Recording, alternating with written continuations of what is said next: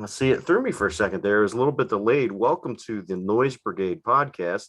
I'm Bobby. He's Tom.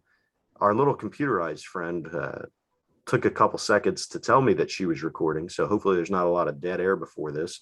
Tom, how's it going, man? It's going great, man. You doing all right? Doing all right. Doing all right. Just remembering how to breathe again. Uh, Nah, it's all good. It'll come back to you. yeah. It's not like it's a natural thing or anything. It's like riding a bike, right? Yeah, yeah. No, you got to learn how to do it, right? Yeah. Well, what I gotta do is I gotta get some kind of sump pump and I gotta shove it down my throat and suck all the mucus and stuff out of my lungs. And then maybe air will be able to fit back in there. There you go. There you go. It's not a bad idea. Get all that lung. But yeah, but you're on the mend, so hopefully it'll be a matter of time, and you're back running marathons. Yeah, because that's totally what I was doing before All all right. this. I was running mad marathons, dude. Just like I mean, I'm so aerodynamic. That's where my people think I'm fat. I'm not, man. I'm round, so the air just goes around me. So well, we are not doing wrestling here. no. I Uh, was at wrestling last night.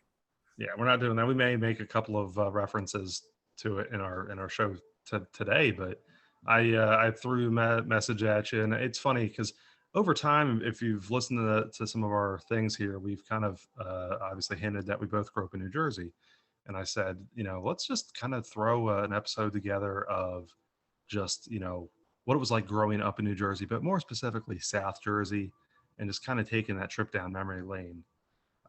So I thought that'd be kind of really, kind of cool to talk about because we're both obviously many years removed out of the area as far as living there.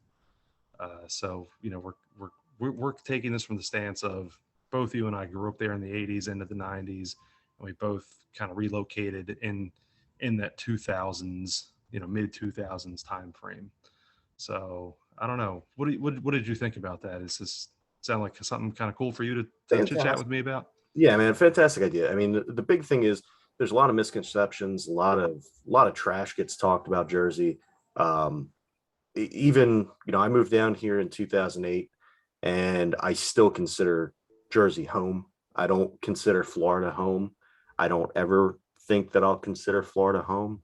Um, there's just so much in that area that that's where my roots are. That's where we grew up. And so that's always going to be home. uh, Right. And I want to make this kind of preface this too. We're not going to sit here and do a show dumping on North Jersey either. But we're going to focus where we grew up. right. And There's a big difference. yeah, huge difference. And it's funny. It goes back to the age old North and South. I'm not talking like Civil War North and South. I'm just talking about just differences, with what's there, geographically, what's there to do for entertainment, things of that nature. But then just, even some of the subtle cultural differences of things that we would do because, well, as well as I did, we grew up in, it's funny, New Jersey, we grew up in farmland, Right. We're and forests and farmland. And I know from Kingsway, from my high school, when we were in the parking lot in the morning or out on the fields in the morning during gym class, I could see the Philly skyline from where we were, even though we're in the middle of it. I think it was like a peach orchard next to us. You know, which is that's one thing I always say, people always ask me, I live in Kentucky now and I have for, really 15 years solid. I kind of made my exit in 2006, and they always, oh yeah, what was it like? Of course, the instant thing is like, oh, how close were to New York? It's like, I was an hour and a half. Which really is funny because it's if you're up there, that's kind of far. right, But thinking about it down, being down here, you're like, oh wow, it's super close. But like you said, yeah, stone's throw to Philly. We were, 20 miles away. right. And so I think that's the other thing too, speaking of like perspectively, I think this is kind of a neat thing to talk about too. Your sports fandom comes up geographically generally, we Yeah, will unless we'll you're one of those weasel fans that roots for like the Yankees, the Cowboys, the Lakers, and the Penguins. yeah, yeah. So our area though, for the most part. I'm not going to say everybody, because you're right. You do have Cowboys fans and, some random things that happen, maybe because some relative was, the fan of like the Montreal Canadiens or something, whatever. Right. You have those random things that go on. But for us, it was always about the most passionate fan base in all of sports, and we were 20 miles out from it, Philadelphia. Right. And so growing up, obviously, I know I was a huge Phillies fan, Eagles, Flyers, Sixers, everything. To you, what did that mean as far as being able to be part of, and there's no argument to be had, this is the most passionate fan base. What did that feel Yes. like for you? It was. See, now I've got to put it into two different ways. So, as a kid, it was great. My teams were the best. You couldn't tell me otherwise. I listened to WIP, Sports Talk Radio. I was completely fully immersed in all four of my teams.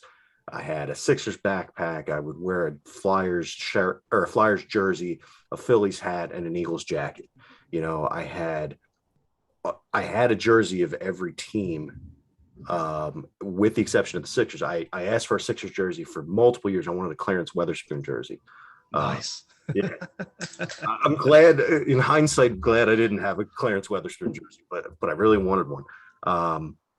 And just being immersed in it and knowing my teams, my team, and let's be honest here, with the exception of the '93 Phillies, our teams sucked growing up. Yes. Yes. And that's exactly, I was so glad you hit that, because that's exactly where my mind was going. This is why, like, people from South Jersey that are huge Philly sports teams fans, you know, they get it. They get the passion level because of exactly what you just said, especially people that are around our age. And I'm talking about prior to the Phillies winning the World Series in '08. Right. During that time in the, that late '80s into the '90s timeframe, yeah, right. That's all we had to really root for was that '93 Phillies team, which, And prop until the day I die, that's my favorite Phillies team. well, Simple as that. and the thing too, I mean, even if you look at the Eagles, right? All right. Well, let's go. All right. So at the beginning of the '80s, you had the Phillies and the Sixers both winning their respective championships. You had the Phillies winning in '80, the Sixers won in '83. The Phillies went back to the World Series in '83, and they lost to the Orioles. So in then the Flyers had a couple of deep playoff runs. I think '87, '88 was when they went to the Cup Finals and lost. And then they entered into like a dormant period, and the Phillies were in a dormant period. But meanwhile, the Eagles under Buddy Ryan had amassed this killer defense. Oh, And yes. we had Reggie White, Seth Joyner, Clyde Simmons, Jerome Brown, Byron Evans, Wes Hopkins, Andre Waters, Eric Allen. Wes Hopkins, if I didn't say him. We had this killer defense. Mike Golick, and we had not really a stellar offense, but we had Randall Cunningham, QB Eagles. And he was not exactly surrounded with weapons. I mean, we had Calvin Williams, Freddie Fred Barnett, Barnett, yeah. Keith Byers, Keith Jackson for a Keith couple Jackson, of years. yeah. And as bad as the offense was, Randall was able to make it into something dynamic. And we had a few years there where it looked like it was going to be our year. And sadly, everything fell apart. And then we ended up, Norman Brayman, who was their skinflint owner, ended up just dismantling and destroying the team, starting with Buddy Ryan, letting him go, and letting Rich Kotite, who is one of the dumbest MFers to ever put on a headset. He let him become the head coach, and that just completely destroyed our team. And then he let the team dismantle itself when free agency started by not re-signing Reggie White, by not re-signing, Seth Joyner, Clyde Simmons, all these guys, just letting them walk. So we had this period, and I feel like the period where the Phillies in '93 was the pinnacle of at least our youth for Philly sports that we can really remember, because I was I think 18 days old or maybe 2 weeks old when the Phillies won the World Series in '80. I was Yeah. 3 years I old. wasn't even born yet. Yeah, I was 3 years old when the Sixers won. Now I know from my family telling me, or, my parents telling me stories, that I used to love watching the Sixers when I was little, and I used to mimic the announcer when he would say, Andrew Tony, and I would say that, and I loved Dr. J. Um, but I don't have any memories of that. You know, I don't have any memories of a lot of what went on up until I remember Mike Schmidt retiring. Right. I remember Right. being so mad before school. I took my Mike Schmidt plaque off my wall and put it in the trash can. Um, but like uh, those, I don't have really good memories of the Phillies until, aside from going to games with my dad, until the '93 season. Yeah. And Yeah. I'll say No. this, and I'm not saying that I'm some genius, but they swept the Astros in the opening series of that season, and I called it right then and there. I said, we're going to the World Series. That's Yeah. a true fact. And it was a special time. It's funny, you said a couple things there. I'll go back to you mentioned Reggie White, and that's why I wanted to kind of do this, because it takes a trip down memory lane just by certain names and certain places and things that you hear. And I think I've told you this before, but Reggie White actually sent his kids to Lambs Road, Yes. which is, I went to school there from fourth until I was a senior and graduated there. And so yeah, it was cool because, and I believe I'd probably just started there. I was in the fourth grade, and I remember this giant of a man dropping his kid. He'd come in, he'd drop him off. It wasn't like he was, had, someone do it for him. It was him, and so he'd come in and drop him off, and always very super nice to everyone that he saw. And but being a kid, it's like, yeah, you know who he is, but it's like, just another one of the parents. And the funny thing was, we had an assembly, and he spoke at it, because he got obviously his nickname was the Minister of Defense. So he had, obviously the real big ties to, obviously, the Christian faith, and that's how he came in to do assembly with us. But he brought in Eric Allen to do the assembly with him, which I thought Oh, was really cool. dude. So after Reggie left, that was who that was who my favorite player was on the Eagles, because at the time I was playing football, and I was a defensive back. I would rotate between defensive end and defensive back on defense, and I loved Eric Allen. I wanted an Eric Allen jersey. Um, and then what ended up happening was, in '93 was the same year, I believe it was '93, was the same year that Charlie Garner made his debut. And right before my birthday, he had that massive game against the Niners, where it was Mhm. like the first game he played and he rushed for like 150 yards or something like that. And so I had the choice. My parents said, "All right, for your birthday, you get a football jersey." And at first, I had said a Reggie White jersey, and I wanted a Green Bay Reggie White jersey, which I couldn't, but I didn't pull the trigger on it because I couldn't turn my back on the Eagles. So then I was like, all right, Eric Allen. I want an Eric Allen jersey. And then Charlie Garner had that game, and I was like, nope, I want a Charlie Garner jersey. So I ended up getting a Charlie Garner jersey. I should have gone with Eric Allen, because that one I could still wear to this day. Uh, but for a brief shining moment, Charlie Garner, number 25, which he then the next season turned to number 30, uh, had stolen his thunder. Yeah, it's super cool to, like, kind of think about and reminisce on those certain players. And so like that whenever you said Reggie White, that triggered that memory of Eric Allen. And but in the same time frame, though, we talked about the '93 Phils, and we took which was funny because at the '91, '92, for a couple of years there, the it was more '91, 1991, excuse me. My dad, the company that worked for, they had box seats at the vet, Oh, and so we went like quite a bit. And of course, it wasn't like during the '93 season, But Right. I kind of got an idea of like where the players would come in and out of and get a bunch of autographs and just, whatever. But I never really got anybody that was, you know, too great that way. But I did know where to go in 93.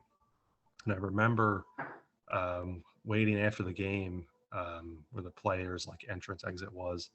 And I got my hat signed by Jim Eisenreich, Nice. which, yeah, which I always thought was cool because he was always one of my, especially from that point and now, you know, knowing what he had to contend with to become a ball player, with his Tourette's and all that, and really, putting it together to become a, just a solid hitter for years. I always thought that was cool, So I was like 11, Yeah. so I thought the world of that guy. Um, and Kevin Stocker also saw my hat too, Oh which yeah, yeah, yeah. which he was cool for the '93 team, but Yeah. not much else. But Dude, what's funny? It's funny you mentioned Jim Eisenreich. I have a signed Jim Eisenreich card where I was at a game and I was able to get him to sign the card. no kidding, Yeah, really. yeah, yeah. Yeah, I have several cards that I used to bring I had a little card book and I used to bring it to the game in case I got to see any of the guys. And he was one of the guys I got to sign it. And then what was cool was my uncle had a card, or my uncle, I'm pretty sure he still has the car dealership. But he used to have players come in from the Eagles and the Phillies all the time. And so whenever he would get players in, he would say, "Hey, this is what I'm gonna have. Can you do you want me to get anything signed?" So there were times like I got Clyde Simmons to sign some cards. I met Andre Waters and had him. He signed a couple football cards for me and a program and stuff, and talked with me. He was super cool. Tommy Green. I got to meet him, and I got a couple baseballs signed and some cards, and he actually got me Scott Rowland's autograph. Oh, no kidding. Yeah, so I have on a baseball. I have it's like I think I have Scott Rowland and oh god, I want to say like Doug Glanville and like a bunch of players that signed it because I kept on giving them the same baseball and I had all these players sign it. Yeah, yeah. It's funny because you end up with like it's like, oh, we got a rolling ball, and glad like a Glanville too. But then you always have like that random guy Yeah. that like ruins it. Like I have a Jimmy Rollins one, like that I met him. Like I was actually in Florida. It was in Clearwater, and got him to sign it, and then of course Travis Lee signed it too. Oh, Yeah, dude. yeah. All right, so true story. Now we're fast forwarding a little bit here, but when Chase Utley was, I think he was a rookie. Um, I was down here for spring training. I was down here in Fort Myers for spring training to see them play at the Twins, and I got him to sign a baseball. And um, somebody we mutually know, and I'm not going to drop a name because I'm not trying to put them on blast, but they were a huge Chase Utley fan, and I thought I was getting good with them by giving them that Chase Utley ball, and it had multiple other signatures, but the main one was Chase Utley, and I'm Mm, still to this day pissed off that I gave them that ball. Utley Yeah, ball. yeah. All right, so we've kind of you know set the stage on obviously the sports side of it. That's where we Oh, grew up. wait, before we go any further on the sports side, be remiss if we didn't mention the 96-97 Flyers. True. So Stanley Cup Finals got swept by the Red Wings. Unfortunately, that was when they had their Russian team. But another team that through the 90s, I ended up amassing a giant stack of signed stuff from. I have looking across my room right now. I have a signed game used stick from Kevin Dineen. Oh, Um, nice. I have a well, I don't have it. I'm packing things, so I don't have everything out anymore. But I have a like 3 or 4 cards signed by Eric Lindros. Um, I have a couple cards signed by John LeClaire. I have Michael Renberg, Ron Hextall, Brian Prop. I have an 8x10 signed by Dave Brown, who, if you don't know, was one of their enforcers. Um, and I have a puck signed by Jordan Player too. So I've got a ton of flyer stuff because my dad was friends with someone who had season tickets and who used to go into the locker room all the time. Oh, nice, sweet. So I got all this awesome crap from them, like not crap, but you know what I mean. Like Oh yeah, yeah, it yeah, was, yeah. Yeah, it's you get these cool, yeah, get the this cool memorabilia that you kind right. of collect, and it's funny. I tend to forget even half the stuff I have, and you know, I won't even get into the Philly stuff, all about that. Yeah, yeah. But let's kind of pivot here. So we did our kind of talked about obviously our fandom here with different sports, but you know, it's like, what do you do whenever obviously you're that close to a major city? How do you entertain yourself? And it's always funny because things don't really change too much over time. As far as like, hey, I went here, I went there. But one of the things for us to like that we did from the time we were kids, and as a source of entertainment, as a source to get away to what would do now is go to the shore. Right. So what were your hot spots? Where did you go when you were a kid, and like where did you where would you still go now? So Ocean City was where my family always went. My grandparents had a house down there.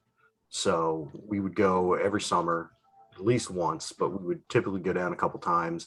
Um, we'd go to Virginia Beach, but that was, whatever. But we'd go to Ocean City. Um, my mom was a huge fan of Atlantic City. Hmm. So, but not for the shore, not for the beach. We would go, she would go down to the casinos, and Yeah, every yeah, yeah, yeah. she would take me down, and I'd go play in the arcades or whatever. But and then as I got older, we'd go to Sea Isle, Cape May. I'd go with Jamie Lynn and Megan and all of them down to Cape May. We make our way up to Wildwood. So kind of pretty much. And then when I would go, with the Barneys, we would go to Brigantine, and then we'd take their catamarans out. So pretty much anywhere from Brigantine all the way down to Cape May, I was there. I never really went to um, the places north of Brigantine, Right, so, right. Seaside and all that stuff.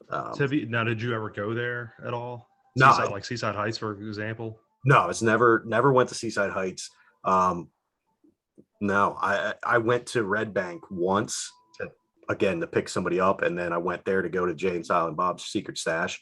But Hmm. aside from that, no, man, I was pretty much just Brigantine and south of Brigantine. Um, Yeah, yeah. So it's funny. I'm like you. A lot of time in Ocean City. But it was funny. My mom always liked to go different spots. So she loved Sea Isle. That was probably her favorite oh of yeah, the shore towns. But we would occasionally hit Wildwood or Wildwood Crest. That just was part of the deal. But every once in a while we would go up to Seaside Heights, and so I went there 3 or 4 times. Always with my parents. That's just one of my mom's spots. I vaguely recall going up to like Asbury Park area once. Now, for what I don't know, but we were up there. But generally speaking, yeah, same with you, because I done some fishing at Brigantine a couple times. Atlantic City, my mom would go there. Obviously same deal. Dad and I would kind of hang out while she was dumping money in slots or whatever. But it is what it is. That was just something to do. Like I said, entertainment. And then going down Cape May or that area, yeah, it kind of hit the thing. But I think that's the one thing, particularly about Ocean City. I think because it's so family friendly, and you have a lot to do, right. and the beaches are nice. You know the boardwalk is second to none. Uh, you know I I know you and I are old enough to speak for hours and hours and hours about the different things we did just there, but like grabbing a tub of like Johnson's popcorn, it's Yeah. fresh out of and just walking down the boardwalk and eating on that. These things that like we're getting so specific that if someone was like no idea in New Jersey, they would just think, oh yeah, you just go down for to shop and whatnot. Well, you could do everything, Right. you know, find places to Or eat and snack and game and play and swim. and that's the thing. Like people give Jersey a bad rap. but the shore is more than what you saw on the Jersey Shore show, and that's one of the reasons I hated that show. Yeah. I Yep. watched maybe one or two episodes because, again, maybe at the behest of a female friend, um, but I couldn't stand the portrayal that we got out of that because that's not what the shore is. The shore, No, and most of those people were from New York, weren't they? yeah, New York and Connecticut and stuff, and, Yeah. and Yeah. it's just it drove me crazy. It's where we live, where I live now, is very it's very um nomadic place. You have people from all over the place. Everybody's a transplant, and what you don't get is a mix of different foods and cultures and stuff. It's bland. It's by the numbers. You get a lot of um what's the word I'm looking for? Like a lot of chain restaurants, a lot of that kind of crap. Hmm. You know, in Jersey, you go and you get mom and pop stuff, man, and you get good food. You get quality food. Core Brothers ice cream. Ah, yes. There you Something go. That's a stupid. good one. It's a stupid little thing, but you know what? I'll take Core Brothers ice cream over any of the stuff that I can get anywhere else. All right, Right. Kessel's Corner in Ocean City. I'll take their ice cream. Now, I will say, I do have to give a shout out to Zarelli's down here. They're a mom and pop ice cream and water ice place, so they're exempt from my rant here. Um, Matt and Barb are awesome. They make all their stuff in house. Yes, But I concur. I concur. You took us there, and it is awesome. yes, but that's it down here. It's very few and far between. Up there, every other corner is something. You can get something unique. You can get something that people are actually putting their putting their own stamp on. You don't have to say, all right, guys, we're going to get pizza tonight. Is it going to be Domino's, Papa John's, or is it going to be Pizza Hut? No, you can go to good places. You can go, and I know this is going to be a divisive answer, but you can go to Mac and well, it's not Mac and Mangoes anymore. It's Mango and Mangoes, Hmm. or any number of the places down on the boardwalk and get good pizza, or any number of the places just in the community and get good pizza. You know, get a good Yes. cheesesteak, an actual freaking cheesesteak. Yeah, I was gonna say this is a good segue into what I wanted to kind of think about next year. Is like, yeah, go ahead, like the different foods, like, and you've already gone into some of it there, but exactly what you just said, like the cheesesteaks and you know the, the things that you're not really finding a good quality one down by you, are you? Deal. All right, so I guess I'm going to give another free plug. There's a food truck down here, and it's called Double D's Munchies, and it's actually owned by a girl who grew up back home, and she and her uncle moved down here, and they opened a food truck, and they sell cheesesteaks out of it. Outstanding cheese, Really? outstanding. Um, Wow. and I went and got one from them a couple weeks ago, and I've been waiting for them to come back somewhere when I'm still awake because I'm on my night schedule. Um, when I'm still awake somewhere close by, so I can go grab one.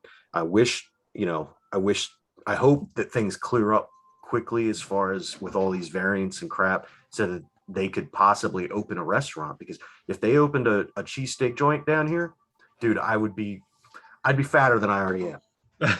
No, that's oh, dude, that's good to hear. It's funny. So by me here, there's places that sell them, but I'm such a snob with it that I don't even consider it a cheesesteak. It's just like a sandwich with meat and cheese on it Right. down here.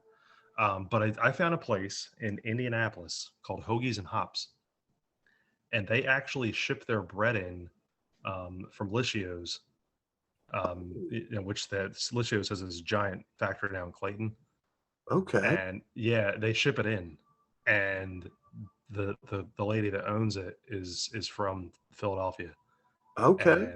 and I'm like, I happened to stumble in there and was like, you know, this was about 4 years ago, I think.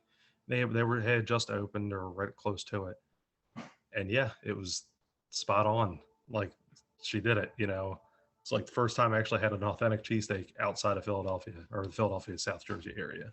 Nice. See, I mean, And and that's the thing. Like, these people, they throw out there, oh, Philly cheesesteak. No, man, no, you're wrong. Like even all right, so there's two other places down here, and they're not the best, but they're passable if I'm really, really wanting one. There's well, there's three, but one of them I don't go to. So there's Jersey Mike's, which they make a decent cheesesteak, but they're expensive. And then there's what is the other place? Oh, there's Lenny's Grill.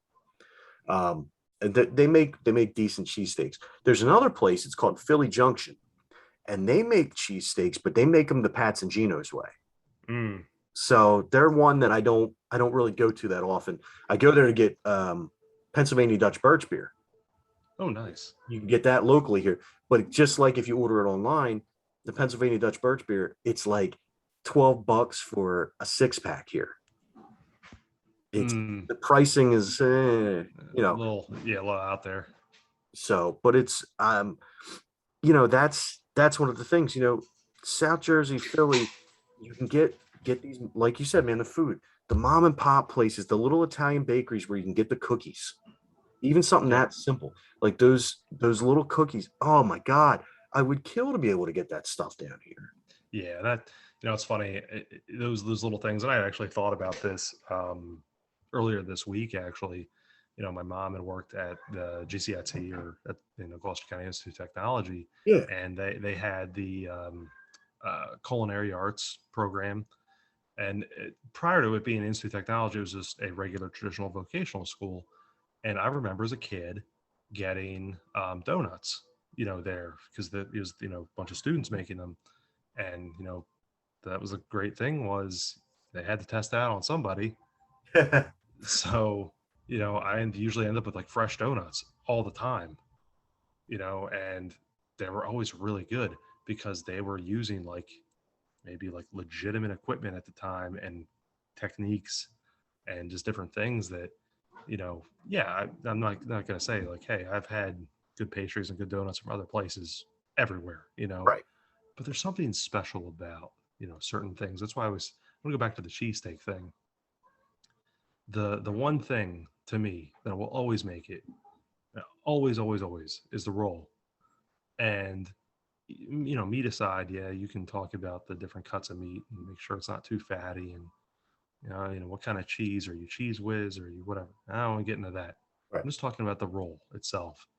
And the reason why they're so different up there is because they're using those same Italian, those ovens that are, generations old now. Right. And, that's it. You don't see that anywhere else, maybe outside of Italy. Right. No, they're not taking the silicone molds like friggin' Subway and throwing it in what's a glorified microwave. Exactly. And those little nuanced things that we grew up with, that yeah, we were taking it for granted at the time, yes. But and it's funny, I was going to mention this too, just talking about like going in and out of convenience stores, and a lot of people like 7-Eleven is very typical, whatever, but for us, obviously, Wawa. Yeah, And which thank God we have them. Yeah, you've got it now down there. But the other things too is like I think about places all the time, like even Heritage's, which is Yeah. how regionalized, is localized up there is that. Yeah, I went to school with the owner's kids. Oh, did you really? No Yeah. kidding. Yeah. No, that's Yeah, man. That's see, Heritage's was great too, and that was always the battle up there, was who had the better breakfast sandwiches. Was it a Sizzly or was it a Harry Egg? oh, hairy egg all day long, Right. all And day long. and I used to go to the one that was on Woodbury Glassboro Road, or on Delsey Drive, depending upon how you want to say it. That was right outside of Pittman, and I would get the roast beef. They would have the hot roast beef sitting there, and I would grab them just for a quick thing. And when I lived in Woodbury, when I lived with my mom, right down the street there was a Heritage's, and what I would do is, halftime at Eagles games, my ritual was I would run down the Heritage's, grab some food and grab some snacks, and then come back and watch the second half. That was I'd always grab some Twizzler pull and peels, some Kit Kats, and then whatever else I was craving at the time. And I'd go back to the house and finish watching the game. Wait, even think about this too. So as great as it is that Wawa here, and you got to taste that when you were down visiting. How much do you miss the soft pretzels that the dudes would sell under the bridges in Philly Oh, I know. out I of their know. shopping carts, Yeah, I think that's what got our immune system so good for a while. right? Like I don't care, man. I don't care where the guy was peeing. I don't care to know how he was washing his hands after. All I know is those damn pretzels were delicious. Yeah, legit, you know. Right. And yeah, the ones Wawa has are still pretty darn good. Yeah, they're good, Um, but they're not guy under an overpass selling them out of a shopping cart good. no, no, no. That's hard. That's hard to replicate. Yeah.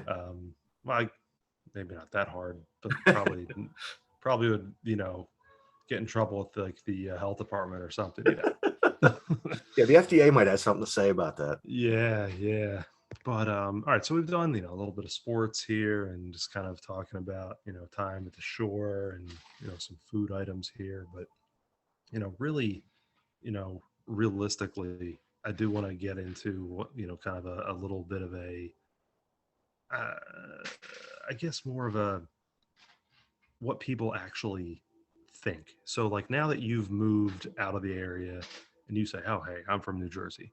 What are the people's reactions to you like whenever they say that to you? Like what do they actually think about the area? Well, first of all, they're surprised that I'm a Philly fan because they all think that New Jersey is just the surrounding New York area. Right. That's what everybody's led to believe. They think that it's disgusting. They think that it's all just, city and smog and this and that. Um, they think that Wawa's just a gas station, and so I have to educate them on that. Um,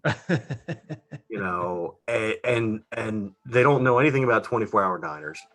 Um, they think that again, it's basically the misconception is that New Jersey is part of New York, which couldn't be further from the truth. North Jersey, yes. North Mhm. Jersey is essentially part of New York.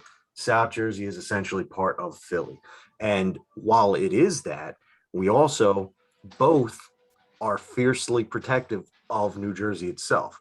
We can talk poorly about it, but nobody else can. If you're not from there, you better not say a bad word about it. Um, Yeah. and it's funny because I'll see, I'm people always the other thing that they always say to me is because and you know this, and I don't think I've made it any kind of secret on here. If I had my choice, if I was free and clear of all, you know, um, responsibilities and whatever, or if I was just completely independently wealthy and could afford to go back and forth and do what I wanted, I'd be in Jersey right now. Right. And it's not even quite the only question is, okay, would I have two places in Jersey or would I have a place in Jersey and a place in South Philly? Um, you know what I mean? Like that's what it is. And it's where in South Jersey would I live? Would I live down at the shore? Or would I live, over in Woodbury? Would I live somewhere in Mullica Hill? Um, but that's what it is. And everybody's shocked that I miss it and that I want to go back and that I like it so much. Um, you know, uh, again, there's just something about it. First of all, you have the seasons. All right. So I miss fall. I miss Yeah, you haven't had one in a long time. Yeah. I miss winter. As crazy as that sounds to some of you people who have been dealing with snow and stuff, I would rather deal with snow 100,000 times than deal with this heat where you can't go outside or where you got hurricanes coming, where you got tropical storms. I'd rather deal with a nor'easter. Um, it's just one of those things where my personal preference. I Right. would prefer not to have summer year round, but I'm a weirdo. So what can I say? I like spooky season. I like Halloween. I like, all that stuff. And what people don't get too is, when we grew up there, and I'm sure the curriculum was the same across the entire state. You guys had a class, I think it was in like fourth grade, we had to do the history of New Jersey, Mm-hmm. right? Yep. Mm-hmm. So learning all that history and seeing how it ties into American history and how it's pretty much one and the same, where the birth of our nation was the same, that history is the history of New Jersey and vice Yeah. versa. And growing up and driving over to Philly and seeing the Liberty Bell, seeing Independence Hall, seeing where, the cradle of liberty. It's hokey, it's this, it's that. But going and seeing that stuff and going to Red Bank Battlefield, and knowing this is where the country was born. This is where people made the ultimate sacrifice to birth this nation. And there's something about that. And there's Right. something about No. Yeah. being around that and growing up with that history. And it's something that'll never leave me. And I love it. And Yeah. if I could be around it all the time, I would. The thing you said there was really, really kind of interesting because Danielle and I talk about it all the time. Um, when we were kids and being able to do field trips in school, going to Independence Hall and go to Liberty Bell and going to that whole area where they just, even to something as simple as looking at like the old brick cobblestone streets in that, and just the sheer amount of things that are in your backyard, basically. And I think that's one thing we've always talked about with where we live and with, as I work in a school setting, obviously I've mentioned it a bit here, but, that those opportunities aren't there. There's some history here, but not like that, Right. and it's one of those things that I think I took a lot for granted when I was younger because we were there, you know, but really appreciate it now. Right. And so that's certainly one of those things that were always, always kind of stuck with me. So I'm glad you brought that up because we talk about that quite frequently. It's just, some of the opportunities that we had, and like I said, whether it was seeing a historical site or, just really getting to learn about it, like you said. I mean, it's you could teach an entire course on the New Jersey history and still not get, all of it. It's Right. it's really it's fascinating. A lot of things that obviously, like you mentioned, did happen there for, the birth of our nation, so to speak. And if the other part of it too, you even look at beyond Philly and beyond Red Bank Battlefield, you look at places like Glassboro. How did Glassboro get its name? Oh, well, that was a major glass-making industrial city at one time. Camden, before Camden fell into disarray, Camden was a major manufacturing port. Things came and went out of Camden. There was RCA, used to be a major name there. You have, I can't remember the name of it, but the village near, it was we all went to it on field trips as a kid. It's not Wharton Village. It's Wheaton Village. Wheaton Village. Yeah. All this stuff, man. There's just so much. And you think about the growing up there, and you think about the location. All right, so we were out in the cow pastures and the woods and stuff. So if we went 45 minutes to an hour east, we had the shore. If we went 15 to 20 minutes to the west, we had the city. We grew up in the woods and in the farms. If we went 2 hours to the west, we were in the mountains. There's such there's so much variation in what we saw and where we lived. And we had so many different experiences because of it. And we had such a wealth of different things in our lives where you look at, Florida, dude, look, you see one thing in Florida, you've seen it all. Yeah, there's a little bit of history here. Fort Myers was a Union fort during the Civil War. All right. But there's not stuff around to remind you of that. They've knocked it all down, or because of where it was built, it's all fallen down on its own. Right. Nothing here that would make you think, oh, hey, besides like maybe a plaque or two that says, hey, this area was very important during the Civil War. Yeah, you've got Disney World, you've got St. Augustine, you've got a couple things around, but there's no history. It's all just people moving. It's transient, people moving here and moving out. And that's something I've seen too is, I've made a lot of friends down here, and typically what ends up happening is they all move away. They're here for temporary and then they're gone. Back home, generations live there. You've got people that have owned the same house, families that have owned the same house and passed it down time, after generation.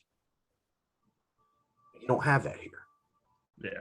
Yeah. No, I can definitely, see that. It's funny, the area where I'm at out here in Kentucky, but more assuming the area that I work in Southern Illinois is actually more like that than anything else. It's people that have been here for a long time. Very, very small town type thing. But the what you mentioned with the proximity to everything, city, shore, mountains, it's not there. Those whether it was for your own mental well-being, to like, hey, you know what, I'm having a bad day, I'm just going to drive the hour to the shore, look at the water, and go home. Right.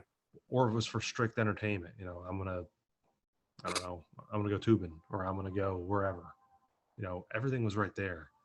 That's the one big difference here. It's like you have to go everywhere. So, and then I say go everywhere, I mean drive, an obscene amount of time to get there. So, like when we go to Florida, that's an immediate 10-hour drive. You know, that is the legitimate closest big body of water, though. That's not fresh, um, which is crazy to think about. But that's what it's like living in the middle of the country. So, Right. just part of it. But yeah, no, I think that was um, certainly, I thought this was a good idea, something we could reminisce on. I think we did some things. Do you want to kind of wrap us up here on anything? Yeah, man. You know, so my biggest thing, and what I'm gonna leave everybody with is this. You know, everybody likes to talk trash on Jersey. It's an easy target. Property taxes are high, politicians are corrupt. Well, point me to a state where the politicians aren't corrupt. All right. Yes, it is. There's a lot of bad, but for every bad thing you can say about my state, I can say 10 good things. So before you trash it, before and maybe I'm hypocritical here because I'm constantly talking badly about Florida, but you got to see the state. You got to live there before you can truly judge it. So that's what I'm going to leave you with. New Jersey, I love you. One day I will return to my ancestral homeland, whether it's in a pine box or standing on my own 2 feet. But, that's where I'm at. I think that's a good way to wrap it up, man. I say let's put the bow on it, and we will see you all next time. We've been the Noise Brigade. We're gonna be back to you next week with some other fascinating content. Oh yeah, and one more thing. Dallas sucks.